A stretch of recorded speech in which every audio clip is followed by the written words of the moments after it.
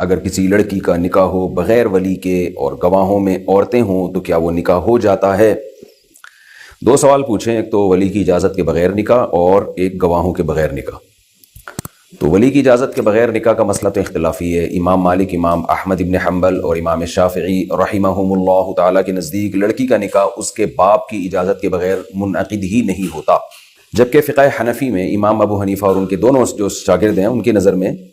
لڑکی اپنے باپ کی اجازت کے بغیر اگر نکاح کر لے تو وہ نکاح ہو جاتا ہے، لیکن شرط یہ ہے کہ وہ کفو میں نکاح کیا ہو۔ کفو کہتے ہیں ہم پلہ، پیرلل۔ ہم پلہ کا مطلب کیا ہے کہ لڑکا موٹی موٹی بنیادی چیزوں میں لڑکی کے برابر کا ہو، جوڑ کا ہو، جن میں سب سے پہلے دینداری ہے، پھر نسب ہے، خاندان ہے، اور پیشہ ہے، یعنی لڑکی کا خاندان بہت اونچے پیشے والا ہے، لڑکے کا خاندان بہت کم پیشے والا ہے، تو بھی یہ جوڑ کا نکاح نہیں ہے۔ اسی طرح پیسہ ہے، دولت ہے، تو یہ چند موٹی موٹی چیزوں میں اگر لڑکا لڑکی کے جوڑ کا ہے تو لڑکی اگر ولی کی اجازت کے بغیر بھی نکاح کر لیتی ہے تو فقہ حنفی میں اس کا نکاح ہو جاتا ہے۔ دلائل دونوں طرف ہیں۔ بخاری کی حدیث ہے، ایک صحابیہ نے نبی صلی اللہ علیہ وسلم سے عرض کیا میں آپ سے نکاح کرنا چاہتی ہوں، تو آپ نے نہیں کیا اس سے نکاح۔ اس صحابیہ نے کہا میرا نکاح فلاں سے کرا دیں، کسی اور سے کرا دیں۔ ایک صحابی اس مجلس میں بیٹھے ہوئے تھے، آپ صلی اللہ علیہ وسلم نے ان صحابی کا اس خاتون سے نکاح کرا دیا، تو وہاں یہ نہیں ہے کہ اس خاتون کے ولی سے اجازت لی گئی ہو۔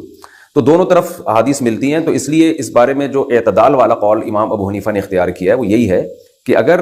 بیلنس نہیں ہے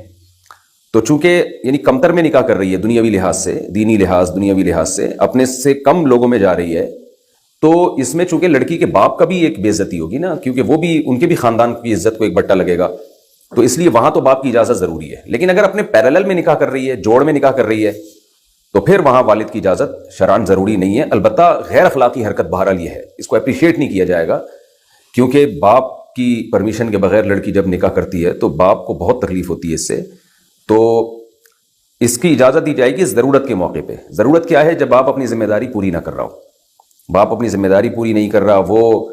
بچی کے نکاح کی پراپر طریقے سے فکر نہیں کرتا، تو ایسی کنڈیشن میں اگر لڑکی، جیسے بعض خاندانوں میں آپ نے دیکھا ہوگا رشتے آ رہے ہوتے ہیں، باپ والد دلچسپی نہیں لے رہے ہوتے، یا خام خواہ کی پخ لگائی ہوئی ہوتی ہے والد نے کہ ہم اپنی خاندان میں ہی کریں گے، خاندان سے باہر نہیں دیں گے، یا میں نے اپنے بھتیجے کو ہی دینی ہے، اپنے بھتیجے کے علاوہ کسی کو اپنی بیٹی نہیں دینی۔ اس طرح کی پخیں جہاں لگا دی گئی ہوں، باپ نے لگا دی ہو خام خواہ کی، تو پھر وہاں لڑکی کے لیے بالکل جائز ہے کہ وہ والد کی پرمیشن کے بغیر نکاح کر لے۔ لیکن اگر والد سمجھدار ہیں، دیندار ہیں، اور دیندار حقیقی معنی میں دیندار، وہ سمجھتے ہیں کہ بیٹی کی پرمیشن کے بغیر شریعت میں گناہ ہے نکاح کرنا، بلکہ لڑکی راضی نہ ہو تو نکاح ہوتا ہی نہیں ہے، تو لڑکی کو پہلے ترجیح دینی ہے، اس کی رائے کو پہلے ترجیح دینی ہے۔ تو باپ اگر ایسا سمجھدار ہے تو پھر اس کی کبھی بھی لڑکی کو ترغیب نہیں دی جائے گی کہ وہ اپنے والد یا ولی کی اجازت کے بغیر نکاح کر لے۔ تو یہ مسئلہ تو یہ ہوا جس کا خلاصہ یہ نکلا کہ عام حالات میں کبھی بھی اس کو اپریشیٹ نہیں کیا جاتا کہ لڑکی اپنے والد کی اجازت کے بغیر نکاح کرے، یعنی والد نہیں ہے تو دادا، دادا نہیں ہے تو بھائی، یہ ولی کہلاتے ہیں، ان میں سب سے پہلے باپ ہے،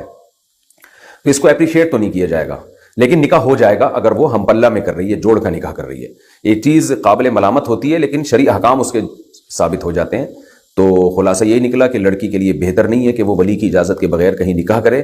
لیکن اگر وہ کر لے گی اور جوڑ کا رشتہ ہوگا تو نکاح کنسیڈر ہوگا، ہو جائے گا۔ ہاں اگر باپ ذمہ داری نہیں اٹھاتا بیٹی کی شادی کی، اس میں دلچسپی نہیں لیتا، خام خواہ کی پخیں لگاتا ہے، تو پھر لڑکی کے لیے جائز ہوگا کہ وہ